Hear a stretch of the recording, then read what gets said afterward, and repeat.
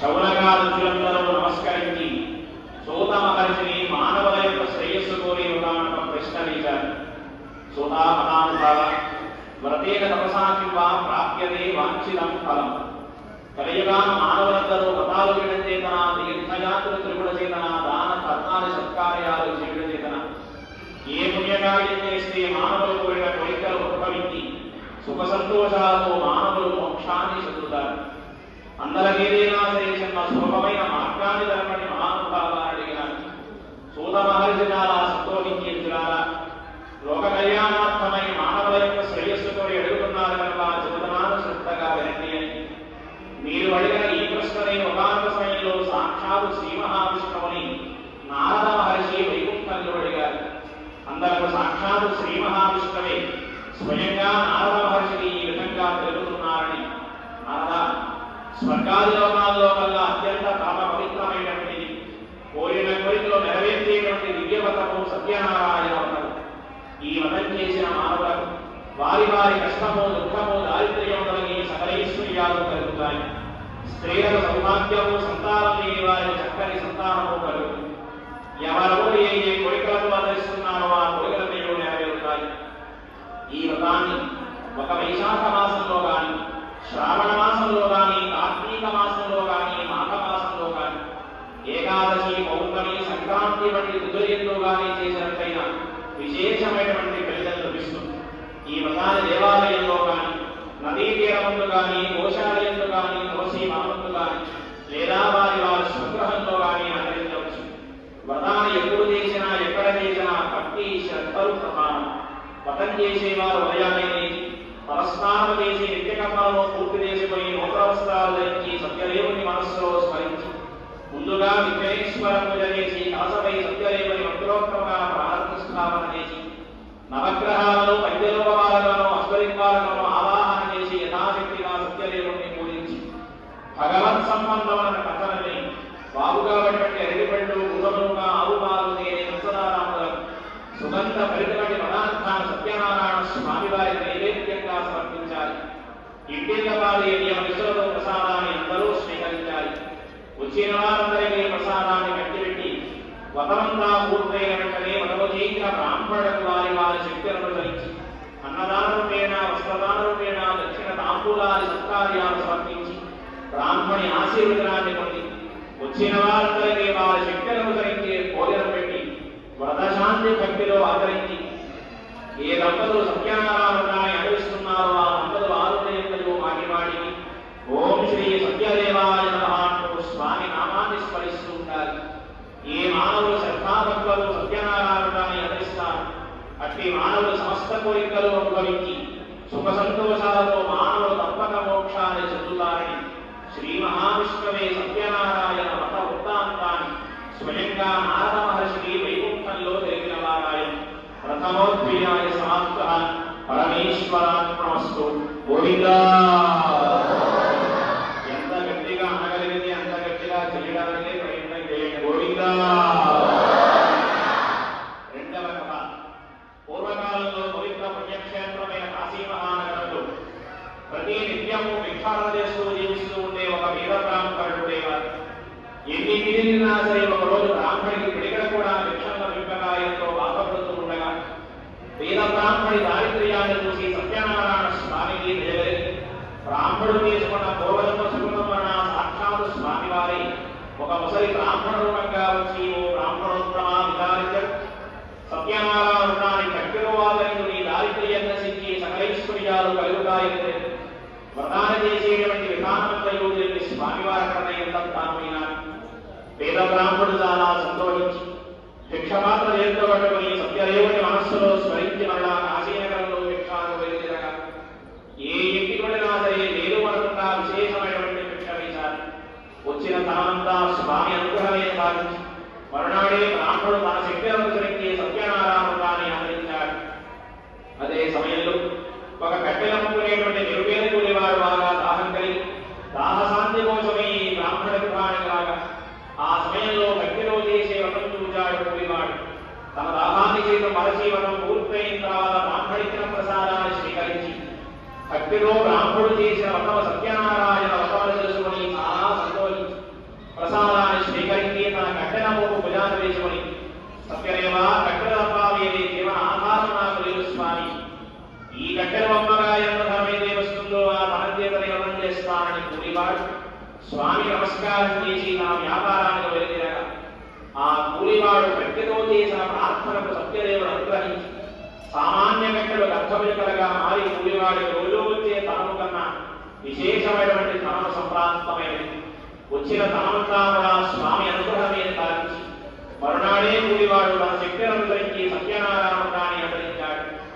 భక్తితో శ్రద్ధతో సత్యనారాయణ వ్రతం చేయడం వలన ఆ భక్తికి సత్యదేవుడు అనుగ్రహించి కొద్ది కాలంలోనే బ్రాహ్మణి యొక్క కూలివాడికి దారిద్ర్యమంతా నశింపజేసి సకలేశ్వర్యాలు అనుగ్రహించారు స్వామి. ప్రతి పౌర్ణమికి ధనము వచ్చిందనేటువంటి వ్యామోహం లేకుండా బ్రాహ్మణుడు కూలివాడు సత్యనారాయణ వ్రతాన్ని ఆచరిస్తూ సమస్త కోరికలు అనుభవించి బ్రాహ్మణుడు కూలివాడు స్వామి సన్నిధానానికి చెందినవారాడు. ద్వితీయోధ్యాయ సమాప్త. పరమేశ్వరార్పణమస్తు. గోవిందా. ముఖ్యమైన కథ ఈ మూడవ కథ. పుననగరే ప్రవక్ష్యామి శృణుత్వం మృదుశబ్దమాన పురాతనోపమహీమతి. పూర్వకాలంలో వృద్ధాపురం అనేటువంటి మహారాజు ఉండేవాడు. సకలేశ్వర్యాలు సకల సంపదలు ఉన్నాయి మహారాజు. కానీ సంతానం లేదు. ఆ సంతానం కోసమని సత్యనారాయణ వ్రతాన్ని నదీ తీరంలో తన భార్యతో కలిసి ఎంతో భక్తులు మహారాజు ఈ వ్రతం చేస్తూ ఉండగా సాధువు అనేటువంటి పేరు గల సాధుగారు మహారాజు చేసే వ్రతమంతా చూసి వ్రతం పూర్తయిన తర్వాత మహారాజు ప్రసాదాన్ని స్వీకరించి భక్తిలో మహారాజు చేసిన వ్రతము సత్యనారాయణ వ్రతమని సంతానం కోసం చేశాడని తెలుసుకొని చాలా సంతోషించాడు సాధుగారు. కారణం తనకి కూడా సంతానం లేదు.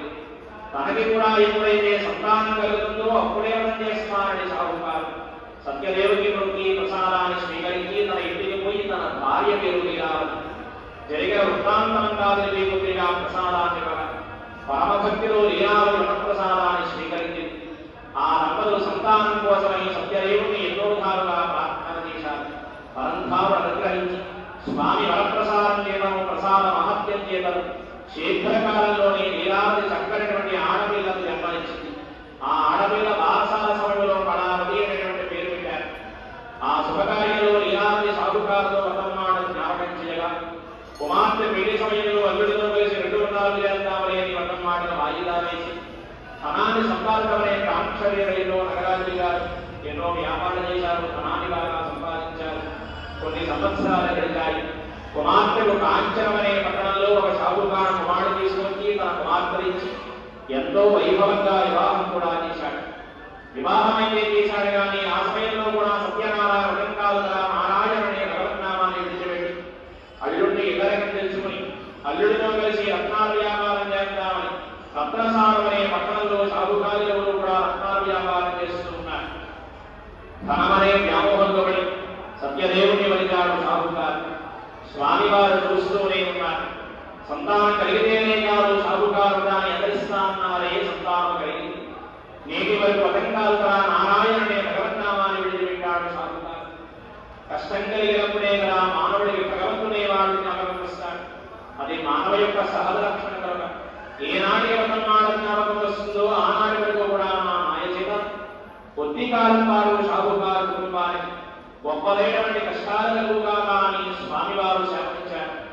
ఆ ప్రభావం చేత ఎక్కడైతే సాధుకారు వ్యాపారం చేస్తున్నారు ఆ నగరాన్ని పరిపాలించే మహారాజు చంద్రకేతు మహారాజు ఆ ధనాగారంలో సత్యదేవక మాయమేంద్ర మాయలకు ప్రవేశించి కొంత ధనాన్ని దుర్గిరించి సాధుకారు ఎక్కడైతే పరులు ఎదురబోతున్నారో ధనమంతా అక్కడే వదిలివేసి మాయమేంద్ర కనుక మాయమైపోయారు. వెంట తరగతి రాజభటులు ధనమంతా సాధుకారులను చూసి వీర్యంగా భావించి న్యాయ విచారణ కూడా చేయకుండా సంకెళ్ళు వేసి ఇద్దరిని చెరసరలో వేశారు. ఇంటి వద్ద పరిశ్రమయ్యా అంటే ఉన్న ధనమంతా కూడా దొంగలు దగ్గరపడి తినడానికి లేక కట్టుకోవడానికి మారు వస్త్రం లేక ప్రతి ఇంటా కూడా భిక్షాటన చేస్తూ జీవిస్తూ ఉన్నారు. ఒకరోజు కళావతి అనే చిన్నది ఒక బ్రాహ్మణ గృహానికి వెచ్చమెత్తమే వెళ్ళగా సమయంలో బ్రాహ్మణుడు సత్యనారాయణ వ్రతాన్ని ఆచరిస్తూ ఉన్నారు. కళావతి వ్రతమంతా చూసి ప్రసాదాన్ని స్వీకరించింది. ఇంటికి వచ్చి జరిగిన వృత్తాంతమంతా తెలిపి కొద్దిగా ప్రసాదాన్ని ఇవ్వగా లీలావతి ఎప్పుడైతే దగ్గరలో ఉన్న ప్రసాదాన్ని స్వీకరించడం ప్రసాద మహత్యం చేతను సత్యనారాయణ జ్ఞాపకానికి వచ్చి సత్యదేవ అజ్ఞానంతో చేసిన అపరాధాలు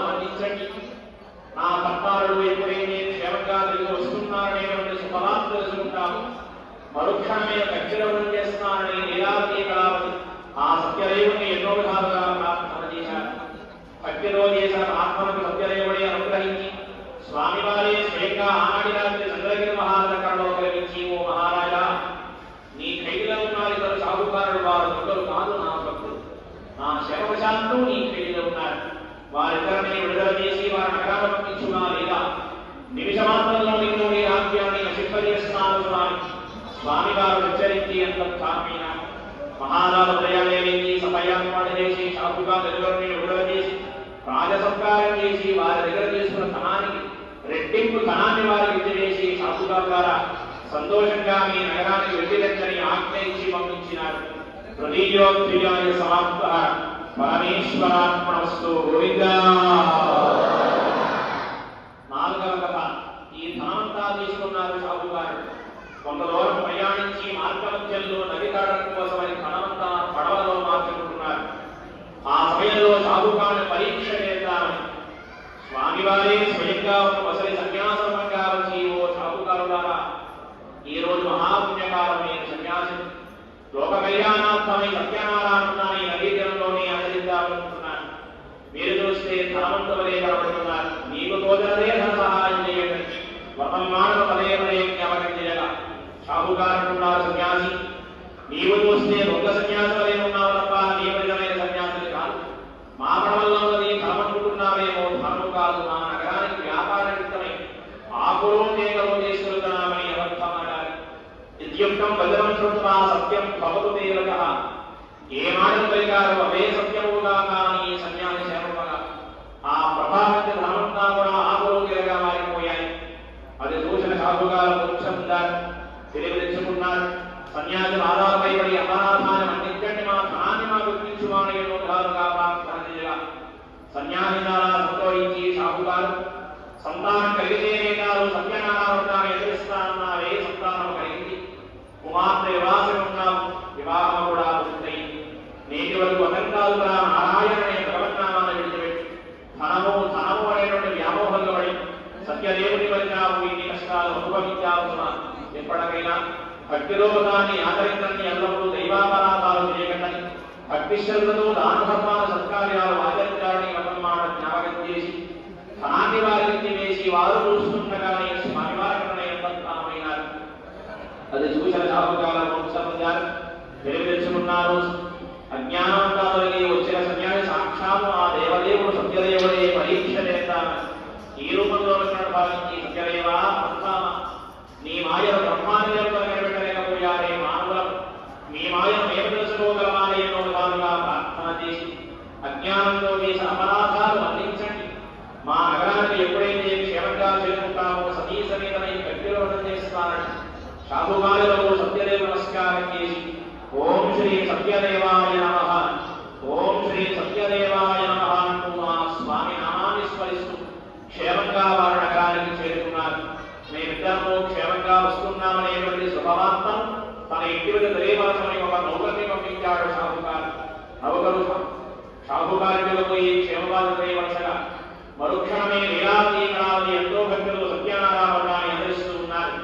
లీలావతి ముందుగా వదనంగా పూర్తి చేసుకుని ప్రసాదం అందరికీ మధ్య పెట్టి తాను ప్రసాదాన్ని స్వీకరించి లీలావతి ముందుగా నదీ తీరానికి వచ్చినది. కళావతి భక్తిలో వదనంగా చేసింది, అందరికీ ప్రసాదం మధ్య పెట్టింది. కానీ భర్తను చూడాలనేటువంటి తొందరలో తాను మాత్రమే ప్రసాదాన్ని స్వీకరించకుండా నదీ తీరానికి వచ్చినది. ఎప్పుడైతే వదనం చేసుకుని ప్రసాదం స్వీకరించలేదు, ఏ భర్త కోసమైతే ప్రసాదాన్ని వదిలివచ్చినటువంటి భర్త కళావతి చూస్తుండగా నీళ్లలో మునిగిపోయినట్టుగాను భర్త మరణించినట్టుగాను సత్యనారాయణ స్వామి వారు ప్రసాద మహత్యము తెలపాలని చిన్న మాయ కల్పించారు స్వామి. అది చూసిన కళావతి భర్త లేని జీవనం వృధాన్ని తాను కూడా అదే తీరంలోని ప్రాణత్యాగాన్ని సిద్ధపడగా ఆ కళావతి యొక్క పరిభక్తికి నుంచి సాక్షాత్ స్వామి వారు ఆకాశవాణిగా పలుకుతున్నారు. కళావతి, ఎంతో భక్తిలో వదంతా చేశావు కానీ ఒక ప్రసాదాన్ని స్వీకరించలేదు. వ్రతము ఎంత ముఖ్యమో ఒక ప్రసాదము అంతే ముఖ్యం. నీవు ప్రసాదాన్ని స్వీకరించైన నీ భక్తను నీవు చూడగలవని తెలిపేసరి కళావతి నానా సంతోషించబడి పోయి సత్యదేవ నమస్కారం చేసి ఒక ప్రసాదాన్ని భక్తితో స్వీకరించి నదీ తీరానికి వచ్చేసరికి తన భక్త జీవించి ఉన్నాడు. వెంటనే షాపుగారు ఎవరు కూడా నదీ తీరంలోనే ఎంతో భక్తి శ్రద్ధతో సత్యనారాయణ పూర్తి చేశారు. ప్రతి పౌర్ణమికి సాధుకాలు సత్యనారాయణాన్ని ఆదరిస్తూ దాన ధర్మాన్ని సత్కార్యాలు ఆదరిస్తూ సమస్త కోరికలను అనుభవించి సుఖ సంతోషాలతో సాధుకాలు కుటుంబమంతా ఆ స్వామి సన్నిధానానికే చెందినవారాయ చతుర్థోధ్యాయ సమాప్త పరమేశ్వరాత్మస్తు గోవిందా. ఆఖరి కథ. పూర్వకాలంలో దుర్గధ్వమలు అనేటువంటి మహారాజు దేవన్ వేట నిమిత్తమై అరణ్యానికి పోయి ఎన్నో మృగాలు వేటాడి వేట ఆయాసం మీద ఒక చెట్టున విశ్రాంతి తీసుకుంటూ ఉండగా అదే అరణ్యంలో ఉండే గోపాలకు సమీపంలో సత్యనారాయణ వ్రతాన్ని పూర్తి చేసి మహారాజు గారు చూసి దైవంతో సమానంతరాన్ని కొద్దిగా ప్రసాదాన్ని మహారాజు అంటున్నాడు, మీరు చూస్తే అరణ్యంలో ఉండే గోపాలకు మీరమనీయమా మీరిచ్చేటువంటి ప్రసాదానికి విలువ లేదని మహారాజు అనేటువంటి అహంకారం చేత ప్రసాదాన్ని అక్కడే వదిలి తన ఆజ్ఞను చేసి తస్య పుత్ర శతన్నష్టం ధనధాన్యాధిగత్యేత్. ఏ అహంకారం చేత గోపాలకు గట్టిలో ఇచ్చిన ప్రసాదాన్ని తిరస్కరించి వచ్చాడో మహారాజు, అటువంటి రాజ్యమే తన శత్రువులు వచ్చి స్వాధీనపడినట్టుగాను తన 100 మంది కుమారుడు యుద్ధంలోని ఒక్కసారిగానే మరణించినట్టుగాను సత్యనారాయణ స్వామి వారు కేవలం మహారాజు కళ్ళకు గొప్ప మాయకన్ని వేశారు స్వామి. అది చూసిన మహారాజు మోక్షందారు. ఒక్కలా ఇద్దరా 100 మంది మహాపరాక్రమం పేరు కుమారుడు ఒక్కసారిగానే మరణించేది. ఇదంతా ఏదో మాయగా ఉన్న భావించి బాగా ఆలోచించగా జ్ఞానవంతుడు కనుక అరణ్యంలో గోపాలకు భక్తి పూజించిన ప్రసాదాన్ని నా అహంకార భావంతో తిరస్కరించమని ఇటువంటి కష్టం కలిగిన భావించి వెంటనే అరణ్యానికి సత్యదేవ నమస్కారం చేసి తన అహంకారాన్ని పూర్తిగా విడిచిపెట్టి గోపాలకు భక్తితో ఇచ్చిన ప్రసాదాన్ని స్వీకరించి తన రాజ్యాన్ని వివేశి తన రాజ్యం తన స్వాధీనమైనది తన 100 మంది కుమారులు జీవించే ఉన్నారు. అది రకాయ మహారాజుని మౌకవి సత్యనారాయణాన్ని ఆదరిస్తూ తన ప్రజలదీత సమభావంతో ఆదరింపజేస్తూ కోరిన కోరికలు అనుభవించి సుఖ సంతోషాలతో మహారాజు విష్ణు సన్నిధానానికే చెందిన మహారాజు కనుక చూడారా భవిష్యత్తు కలవు సత్యవతరూపి సనాతన కలియుగాన శ్రీ మహావిష్ణువే సత్యనారాయణ స్వామి వతరూపకారుడే పావనబంబారది నిరాల రత్నగిరి పర్వతంపైన బ్రహ్మ విష్ణు మహేశ్వర త్రిమూర్త్యాత్మక స్వరూపంగా వీరవేంకట సత్యనారాయణ స్వామిగా కలిసి భక్తుల బాలుడు బొగ్గు బంగారమై కోరికలు నెరవేర్చే కల్పతరువై ఏ భక్తులైతే నియమనిష్టలతో శ్రద్ధాభక్తులతో సత్యనారాయణాన్ని ఆదరిస్తారు, ఈ కథలు వింటారో కథార్థంలో సరస్సులు ధరిస్తారు. భగవంతుని ప్రసాదాన్ని ఏ భక్తులైతే